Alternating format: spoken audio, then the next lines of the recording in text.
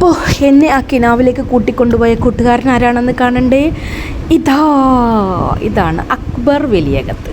അദ്ദേഹത്തിൻ്റെ വീട് വർക്ക് ചെയ്യുന്നതുമായി ബന്ധപ്പെട്ടിട്ടാണ് നമ്മൾ അദ്ദേഹത്തെ ആദ്യം പരിചയപ്പെട്ടിട്ടുള്ളത്. കൊരഞ്ഞൂരാണ് വീട്, കുന്നംകുളം ഭാഗത്തുള്ള കൊരഞ്ഞൂർ. അപ്പോൾ ഞങ്ങളൊക്കെ ഏകദേശം ഈ ഒരു നാട്ടുകാരാണ്. ഒരു 4-5 കിലോമീറ്റർ ദൂരം മാത്രമേ വീട്ടിലേക്കുള്ളൂ. അങ്ങനെ നാട്ടിൽ നിന്നുള്ള പരിചയവും അദ്ദേഹത്തിൻ്റെ ഒരു വീട് വർക്ക് നമ്മൾ ചെയ്തു കൊടുത്തു. അദ്ദേഹം 100% സാറ്റിസ്ഫൈഡ് ആണ്. ഇപ്പോൾ താമസമായിട്ട് 2 വർഷത്തോളം ഏകദേശം ആവുന്നു. അപ്പോൾ അങ്ങനെയൊക്കെയാണ് കാര്യങ്ങൾ. അപ്പോൾ അങ്ങനെ ഞങ്ങൾ ഒരു ബിസിനസ് ആവശ്യത്തിന് വേണ്ടിയിട്ട് ദുബായിൽ പോയപ്പോൾ അവിടെ നിന്നും, അദ്ദേഹം ദുബായിൽ തന്നെയാണുള്ളത്, അവിടെ നിന്ന് നമ്മളെ കാണാൻ വരികയും നമുക്കൊരു ട്രിപ്പ് പ്ലാൻ ചെയ്യുകയും ചെയ്തു. ഞാൻ ശരിക്കും പറഞ്ഞാൽ ആദ്യം എനിക്ക് മനസ്സിലായിട്ടില്ലായിരുന്നു കേട്ടോ, എവിടേക്കാണ് പോകുന്നത് എന്തായതൊന്നും എനിക്ക് കറക്റ്റായിട്ട് അറിയില്ലായിരുന്നു. അബുദാബിയിൽ നമ്മുടെ എൻ്റെ ഒരു സിസ്റ്ററും അളയനും അതുപോലെ മക്കളൊക്കെ അവിടെയുണ്ട്. സോ നമുക്ക് അവരെ ഒന്ന് മീറ്റ് ചെയ്യും വേണം. ദെൻ അവിടെ നിന്നൊരു സ്ഥലത്തേക്ക് പോകാമെന്ന് പറഞ്ഞിട്ടാണ് കൊണ്ടുപോയത്. ഒന്നും പറയണ്ട, അതിലെ ഈ യാത്രകളൊക്കെ നല്ല രസമായിട്ട് ഇങ്ങനെ പോയി അവസാനം നമ്മളെ കൊണ്ടെത്തിച്ചതൊരു ഭയങ്കര ഒരു സംഭവത്തിലായിപ്പോയി. നന്നായിട്ട് എൻജോയ് ചെയ്തു. പക്ഷേ ഫസ്റ്റ് കുറച്ചൊക്കെ ഒന്ന് ഞാനൊന്ന് പേടിച്ചു. എന്നിട്ട് കുറേ യാത്രകളൊക്കെ കഴിഞ്ഞതിന് ശേഷമാണ് പറയുന്നത്, ആ യാത്ര ചെയ്ത വാഹനം മരുഭൂമിയിൽ കുത്തിമറിഞ്ഞ് കുറേ വിഷയങ്ങളൊക്കെ ഉണ്ടായിരുന്നു. മീൻസ് വേറെ പ്രശ്നങ്ങളൊന്നുമില്ല, തലകുത്തി മറിഞ്ഞു. വേറെ ആളുകൾക്ക് വലിയ പ്രശ്നങ്ങളൊന്നും ഉണ്ടായില്ല. എങ്കിൽ പോലും തലകുത്തി മറിയുമ്പോൾ അതിലുള്ള ആളുകൾക്ക് എത്രത്തോളം എന്തൊക്കെ ഉണ്ടാവുമെന്ന് കറക്റ്റായിട്ട് അറിയാമല്ലോ. അപ്പോൾ അങ്ങനെയുള്ള കുറേ കാര്യങ്ങളൊക്കെ ഉണ്ടായി. എന്നാലും നല്ല ഒരു അടിപൊളി എക്സ്പീരിയൻസ് ആയിരുന്നു. നിങ്ങൾ ആരെങ്കിലുമൊക്കെ ദുബായിൽ അബുദാബിയിലൊക്കെ പോകുന്നുണ്ടെങ്കിൽ ഇങ്ങനെ ഡെസേർട്ട് സഫാരി നടത്തണം. അതിന് അവരുടെ നമ്പറൊക്കെ ഞാൻ ഇതിന് തൊട്ട് മുൻപുള്ള വീഡിയോയിൽ കൊടുത്തിട്ടുണ്ട്. ഇനി ഞാൻ ഇതിലും കൊടുക്കുന്നതാണ്. അപ്പോൾ ലൈഫിൽ നമ്മളിങ്ങനെ എന്താണ് പറയുക, എല്ലാവരും കഷ്ടപ്പെട്ട് ഇങ്ങനെ അധ്വാനിച്ചുകൊണ്ടിരിക്കുകയാണ്. അധ്വാനിക്കുന്നത് ശരിക്കും പറഞ്ഞാൽ നമുക്കൊക്കെ ജീവിക്കാൻ വേണ്ടിയിട്ടും പല കാര്യങ്ങൾ എക്സ്പ്ലോർ ചെയ്യാൻ വേണ്ടിയിട്ടൊക്കെയാണ്. പക്ഷേ നിർഭാഗ്യവശാൽ എന്ത് സംഭവിച്ചു പോകുന്നതെന്ന് വെച്ചാൽ നമ്മളെല്ലാവരും ഒരുപാട് കഠിനാധ്വാനം ചെയ്യുന്നുണ്ട്. പക്ഷേ നല്ലൊരു മനസ്സമാധാനത്തിൽ ജീവിക്കാനുള്ളൊരു സിറ്റുവേഷൻസ് ഒന്നും നമുക്ക് ആർക്കും ഇല്ലാതെ പോയിട്ടുണ്ട് എന്നുള്ളതാണ് ഏറ്റവും വലിയൊരു ദുഃഖം. എന്തിനു വേണ്ടിയിട്ടാണ് അധ്വാനിക്കുന്നത് എന്ന് പോലും നമ്മൾ പലപ്പോഴും മറന്നു പോയിക്കൊണ്ടിരിക്കുകയാണ്.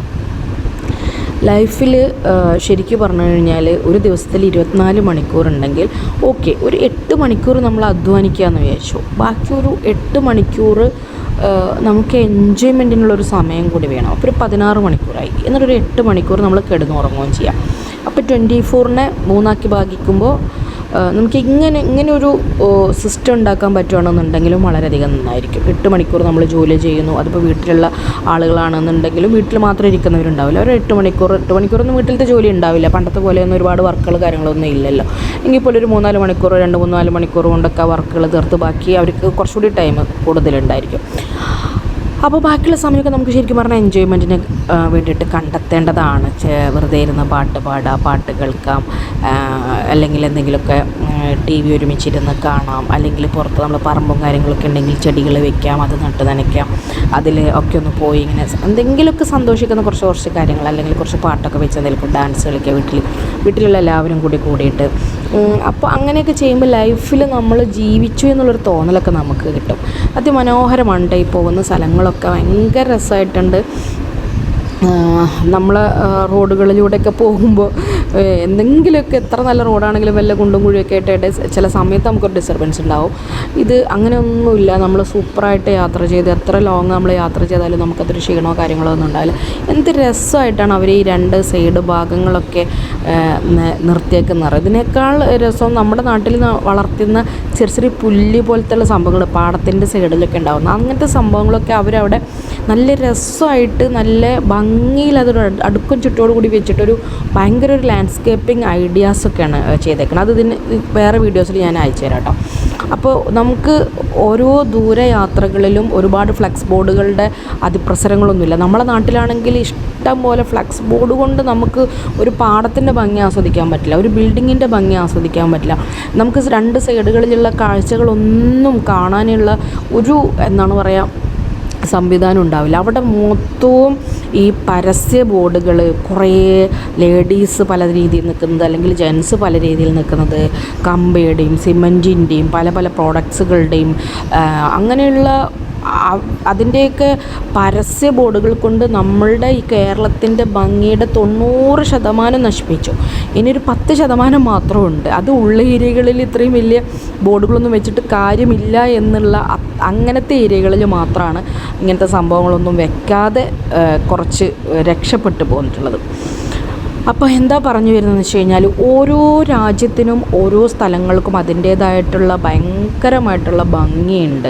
ഒരു ഗ്രാമത്തിൽ പോയാലും നമുക്കതിന് ആസ്വദിക്കാൻ എന്തൊരു ഇഷ്ടമാണ്. സത്യം പറഞ്ഞു കഴിഞ്ഞാൽ കുഞ്ഞു കുഞ്ഞൊരു വീടുകളാണെന്നുണ്ടെങ്കിലും അവർ ആ മുറ്റമൊക്കെ നല്ല വൃത്തിയിലാക്കി വെച്ച്, ചില സ്ഥലങ്ങളിൽ അവരിങ്ങനെ ഒരു കോലൊക്കെ വരച്ച് ഉണ്ടാക്കിയിട്ട്, പാലക്കാട് ഏരിയകളിലൊക്കെ ആകുമ്പോൾ അങ്ങനെ ഉൾഗ്രാമങ്ങൾ എല്ലാം ഭയങ്കര മനോഹരമാണ്. പക്ഷെ അതിന് ഇത്രയും മോശമാക്കുന്നത് നമ്മുടെ ഇവിടുത്തെ നിയമ സംവിധാനങ്ങൾ ക്ലിയർ അല്ലാത്തതിൻ്റെ പേരിലാണ്. ഒന്ന്, ഇത്തരം വലിയ വലിയ ഫ്ലക്സ് ബോർഡുകൾ അനുവദിക്കുന്നത് കൊണ്ട് തന്നെ, പിന്നെ ചപ്പ് ചവറ് കണ്ണി കണ്ട സംഭവങ്ങളൊക്കെ അവിടെയും ഇവിടെയും ഇടുന്നത് കൊണ്ടും, എത്രയൊക്കെ ഗവൺമെൻറ്റിൻ്റെ കയ്യിൽ ഫണ്ട് ഉണ്ടെങ്കിലും, എന്തൊക്കെ വേറെ രീതിയിൽ അത് വകമാറ്റി ചെലവഴിക്കുന്നുണ്ടെങ്കിലും, അതത് സ്ഥലങ്ങളുടെ ആ ഒരു ഭംഗി കാത്തു സൂക്ഷിക്കുവാൻ വേണ്ടിയിട്ട് ഇപ്പോൾ കുറേ പദ്ധതികളൊക്കെ, പുതിയ പുതിയ പദ്ധതികളൊക്കെ വരുന്നുണ്ട്. പല സ്ഥലങ്ങളും നമ്മൾ മുൻപ് കണ്ടിരുന്ന സ്ഥലങ്ങളൊക്കെ ഇപ്പോഴും നല്ല വൃത്തിയിലായിക്കൊണ്ടിരിക്കുന്നുണ്ട്. പക്ഷെ ഒന്നുകൂടി വിചാരിച്ചാൽ വിത്തിൻ എ ഇയർ, ഒരു വർഷത്തിനുള്ളിൽ തീർക്കാവുന്ന ഒരുപാട് പദ്ധതികൾ നമ്മുടെ നാട്ടുകളിലുണ്ട്. വലിയ എക്സ്പെൻസ് ഒന്നും ഇല്ലാത്ത തരത്തിൽ തന്നെ വളരെ സുന്ദരമായിട്ട് ചെയ്യാൻ പറ്റാവുന്ന കാര്യങ്ങൾ. അപ്പോൾ അതിലേക്കൊക്കെ നമ്മൾ ഗവൺമെൻറ്റും കാര്യങ്ങളൊക്കെ ശ്രദ്ധ ചെലുക്കുന്നതിന് പകരം എന്തെങ്കിലും ഒരു കാര്യം ഉണ്ടെങ്കിൽ, ഒരു കാട്ടിലത്തെ കാര്യമായിക്കോട്ടെ, അല്ലെങ്കിൽ നാട്ടിലൊരു വിഷയങ്ങളുടെ കാര്യമായിക്കോട്ടെ, അല്ലെങ്കിൽ എന്തെങ്കിലും ഒരു എന്താണ് പറയുക രാഷ്ട്രീയക്കാരുടെ കാര്യങ്ങളായിക്കോട്ടെ, അത് വെച്ച് എന്താണ് പറയുക ചാനലുകൾ മൊത്തവും അവരുടെ ജീവിതം അതുകൊണ്ട് മാത്രമായിട്ട് മുന്നോട്ട് പോവാണ്. ഒരു എന്താണ് പറയുക ആളുകളുടെ ലൈഫ് സ്റ്റൈൽ ചേഞ്ച് ആവാൻ വേണ്ടി, അല്ലെങ്കിൽ നല്ല രീതിയിൽ അവർക്ക് ജീവിക്കാൻ വേണ്ടിയിട്ട് എന്തൊക്കെ കാര്യങ്ങൾ വളരെ സിമ്പിളായിട്ട് ചെയ്യാൻ പറ്റാവുന്ന ഒരുപാട് കാര്യങ്ങൾ ഇന്ന് നമുക്ക് ആളുകൾക്ക് പറഞ്ഞു കൊടുക്കാനുള്ളതുണ്ട്. അതിന് സോഷ്യൽ മീഡിയ ഉപയോഗിക്കാവുന്നതാണ്. എല്ലാ ചാനലുകളും അതിന് വേണ്ടിയിട്ടൊന്ന് തുനിഞ്ഞിറങ്ങി കഴിഞ്ഞിട്ടുണ്ടെങ്കിൽ എത്രയോ കുറഞ്ഞ ടൈം കൊണ്ട് നമ്മുടെ ഈ ഒരു കേരളം അതിമനോഹരമായിട്ടുള്ള ഒരു ടൂറിസ്റ്റ് പ്ലേസ് ആക്കിയിട്ട് നമുക്ക് കൊണ്ടുവരാനായിട്ട് കഴിയും. കാരണം കേരളത്തിൻ്റെ പല ഭാഗങ്ങളും നമ്മൾ ഓരോ സ്ഥലത്ത് പോയി കാണുമ്പോഴും നമ്മളെ മനസ്സിന് അത്രയും സന്തോഷം നൽകുന്ന ഒരുപാട് ഏരിയകളുണ്ട്.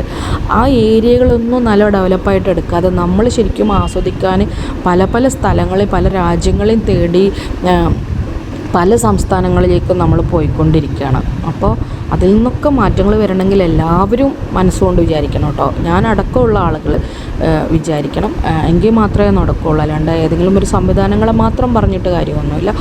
പക്ഷേ ഒരു 10-40-30 വർഷം മുമ്പത്തെ ഒരു ദുബായ്, അബുദാബിയുടെയൊക്കെ പിക്ചറുകൾ നമ്മൾ കണ്ടിട്ടുണ്ടായിരിക്കും. അപ്പോൾ അതിന് ശേഷം ഇപ്പോഴത്തെ അവരുടെ ആ ഒരു വളർച്ച എന്ന് പറയുന്നത് എത്ര മനോഹരമായിട്ടാണ് അവർ ആ ഒരു സ്ഥലങ്ങൾ ഒരുക്കിയിരിക്കുന്നത്. അതേപോലെ തന്നെ അവിടെയുള്ള ഓരോ സംവിധാനങ്ങളും.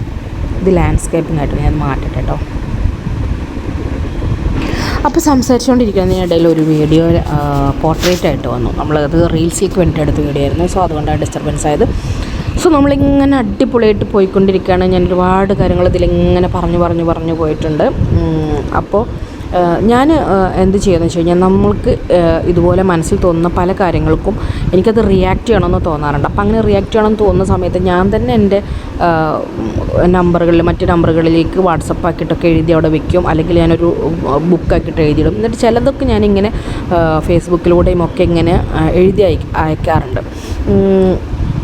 നമുക്ക് ഏതെങ്കിലുമൊക്കെ രീതിയിൽ നമ്മുടെ മനസ്സിൽ തോന്നുന്ന ഒരുപാട് കാര്യങ്ങൾ, ഇത് പറഞ്ഞു വന്നപ്പോണ്ട് എന്തൊരു അടിപൊളി പള്ളിയാണ് നോക്കി, എന്തോരം അവിടുത്തെ ഷെയ്ഖ് സായിദ് മോസ്കാണെന്ന് തോന്നുന്നു കേട്ടോ. അടിപൊളി സംഭവമാണ്. നമുക്കത് നേരിട്ട് കാണുമ്പോഴൊക്കെ ഒരു ഭയങ്കര എന്താണ് പറയുക ഒരു ഫീലിംഗാണ്. അത്രയും വലിയൊരു സംഭവമാണ്. നമുക്കത് ഇത്ര അടുത്തുനിന്നൊക്കെ കാണാൻ പറ്റില്ല. ഇവിടെ നിന്നൊക്കെയോ നമ്മുടെ കേരളത്തിലിരുന്ന്, ഞാനൊന്നും ദുബായിലൊന്നും ഇങ്ങനെ എത്തുന്നൊന്നും വിചാരിച്ചിട്ടേ ഇല്ല. കാരണം ഒന്നാമത് ഞാനൊക്കെ ഇവിടെ വർക്കിൽ ഭയങ്കരമായിട്ട് എൻഗേജ്ഡാണ്. നമുക്ക് ഒന്നിനും എവിടെയും പോകാനും സമയമില്ല. എപ്പോഴും തിരക്കുകളാണ്. ഇനിയിപ്പോൾ ജോലിയുടെ തിരക്ക്, പിന്നെ പല സ്കൂളുകൾ, കോളേജുകളിലൊക്കെ ക്ലാസ് എടുക്കാനും മോട്ടിവേഷൻ ക്ലാസ് എന്നൊക്കെ പറഞ്ഞാൽ അവർ നമ്മുടേതായിട്ടുള്ള കാര്യങ്ങളിൽ നിന്നുള്ള ഇൻസ്പിറേഷൻ കിട്ടാൻ വേണ്ടിയിട്ട് മറ്റുള്ള ആളുകൾക്ക് അത് പങ്കുവെക്കാൻ പറയുമ്പോൾ അതിന് വേണ്ടിയിട്ട് പോവും. അങ്ങനെ ഫുൾ ടൈം എൻഗേജ്ഡാണ് നമ്മുടെ. പിന്നെ അതേപോലെ നമ്മുടെ പല പേഴ്സണൽ കാര്യങ്ങൾ അങ്ങനെയൊക്കെ ആയിട്ട്. അപ്പോൾ നമുക്കൊരു പുറത്തൊരു സ്ഥലത്ത് പോയിട്ട് അതൊന്ന് എക്സ്പ്ലോർ ചെയ്യാനും അങ്ങനത്തെയുള്ള സമയങ്ങളൊന്നും ഇല്ല. പോയിട്ടുള്ള 1-2 പ്രാവശ്യം പല സ്ഥലത്ത് പോയിട്ടുള്ളതിൻ്റെ കുറേ വീഡിയോസ് എടുത്ത് വെച്ചിട്ടുണ്ട്. അതൊന്നും എഡിറ്റ് ചെയ്തിടാനുള്ളൊരു മാനസികാവസ്ഥയില്ല. സമയമില്ല എന്ന് പറയുമ്പോൾ ശരിക്കും പറഞ്ഞാൽ നമ്മളത് വെറുതെ പറയുന്ന പോലെയാവും. നമുക്ക് വേണമെന്ന് വെച്ച് കഴിഞ്ഞിട്ടുണ്ടെങ്കിൽ എന്തിനും നമുക്ക് സമയം കണ്ടെത്താനായിട്ട് പറ്റും. പക്ഷെ ചിലപ്പോൾ നമുക്ക് പലപ്പോഴും അതിനുള്ളൊരു മാനസികാവസ്ഥ നമുക്ക് ഉണ്ടാവാറില്ല. അതുകൊണ്ടാണ് പല കാര്യങ്ങളും നമുക്ക് നമ്മൾ ഉദ്ദേശിച്ച രീതിയിലേക്ക് ഇതുപോലെ എടുത്ത് വെക്കുന്ന. അപ്പം ഞാൻ ഇത് തന്നെ ഒരു 3 മാസം മുൻപ് എങ്ങാണ്ട് പോയതാണെന്ന് തോന്നുന്നു. അത്രയും ടൈം കഴിഞ്ഞു. ഞാനിതൊന്ന് നല്ല രീതിയിൽ എഡിറ്റ് ചെയ്തിട്ട് ഇടണമെന്നൊക്കെ വിചാരിക്കുക. നമുക്ക് പിന്നീട് എപ്പോഴെങ്കിലും നമ്മൾക്കും കാണാമല്ലോ. മറ്റേത് നമ്മളിങ്ങനെ എടുത്ത് വയ്ക്കുമ്പോഴൊന്നും എപ്പോഴും നമ്മളത് കണ്ടോളണമെന്നൊന്നുമില്ല. അതുപോലെ നമ്മൾ മറ്റു പല ആളുകളിലേക്കും ഇതുപോലെ ഉള്ള പല വീഡിയോസും നമ്മൾ പോയിട്ടുള്ള പല കാര്യങ്ങളും ഒക്കെ കാണുമ്പോൾ അവർക്കും ഇതെന്തെങ്കിലും ഒരു തരത്തിൽ പ്രചോദനമാവും, അല്ലെങ്കിൽ ഒരു സന്തോഷമാവും. നമ്മൾ മറ്റുള്ളവരെ ഒക്കെ യാത്രകൾ കാണുമ്പോൾ നമുക്ക് സന്തോഷമാണല്ലോ. ഇതുപോലെ ഒരു യാത്ര പോയൊരു ഫീലിംഗ് കിട്ടും. അപ്പോൾ ഞാൻ നിങ്ങളെ അബുദാബിയിൽ നിന്ന് ദുബായിലേക്ക് കൊണ്ടുപോവുകയാണ് ഇപ്പോൾ ഈ കാണുന്നത്. നിങ്ങളിത് കണ്ടുകൊണ്ടിരിക്കുന്ന ഓരോ ആളുകൾക്കും ആ ഒരു ഫീലിങ്സ്, നിങ്ങളാണ് ആ വണ്ടിയിലിരിക്കുന്നതെന്ന് ആലോചിച്ച് കഴിഞ്ഞിട്ടുണ്ടെങ്കിൽ നമുക്ക് ആ ഒരു ഫീലിങ്സ് കിട്ടും. നമുക്കതാ പറഞ്ഞാൽ നമുക്ക് വെറുതെ ഇരിക്കുമ്പോൾ ഇതുപോലുള്ള കാഴ്ചകൾ കാണുമ്പോൾ നമുക്ക് കിനാവുകൾ കാണാൻ പറ്റും. നമ്മളാണ് ആ പോകുന്നത്, നമ്മളാണ് ചെയ്യുന്നത്. ഞാൻ പലപ്പോഴും ഡെസേർട്ടിലൂടെ യാത്ര ചെയ്യുന്നത് ഞാൻ മനസ്സിലെനിക്കിഷ്ടമാണ്. ഇങ്ങനെ മരുഭൂമികളിലൂടെ ഒറ്റയ്ക്ക് പോകുന്നതും ഇതുപോലെ കൂട്ടായിട്ട് പോകുന്നു. ഒറ്റയ്ക്കൊന്നും ഇപ്പോൾ പോകില്ല, എന്തായാലും നമുക്ക് അങ്ങനെ ഒന്നും സാധ്യമാണ് കാര്യങ്ങളല്ല. മീൻസ് ഒറ്റയ്ക്ക് ഇങ്ങനെ നടന്നു പോവുക, അല്ലെങ്കിൽ വൈകുന്നേരങ്ങൾ ഇങ്ങനെ എക്സ്പ്ലോർ ചെയ്യുക, ഒറ്റയ്ക്കിരുന്ന് ഇങ്ങനെ ചിന്തിക്കുക, നമുക്ക് എന്താണ് പറയുക, ഒറ്റയ്ക്കിരുന്ന് നമ്മൾ പ്രാർത്ഥിക്കുക. തുറസായ വലിയ വിജനമായിട്ടുള്ള സ്ഥലങ്ങളിലൊക്കെ ഇരുന്നിട്ടുള്ളൊരു പ്രാർത്ഥനയൊക്കെ ദൈവം എപ്പോഴും കേൾക്കും എന്നുള്ളതൊക്കെ ഉണ്ട്. അത് പിന്നെ നമുക്ക് മനസ്സിനൊരു ശാന്തിയാണ്. ഇപ്പോൾ ചിലവരൊക്കെ ഇങ്ങനെ എന്താണ് പറയുക, ഒറ്റയ്ക്ക് പോയിരുന്ന് ധ്യാനം ചെയ്യണോ അങ്ങനെയൊക്കെ പറയാറുണ്ട്. ഇത് മനസ്സിന് ഭയങ്കര ഒരു സ്വസ്ഥത കിട്ടുന്ന ഒരു ഏർപ്പാടാണ്. അപ്പോൾ അങ്ങനെയൊക്കെ ഞാൻ പലപ്പോഴും ഇങ്ങനെ മരുഭൂമികളിലൂടെ യാത്ര ചെയ്യുന്നത് അങ്ങനത്തെയൊക്കെ കണ്ടിട്ടുണ്ട്.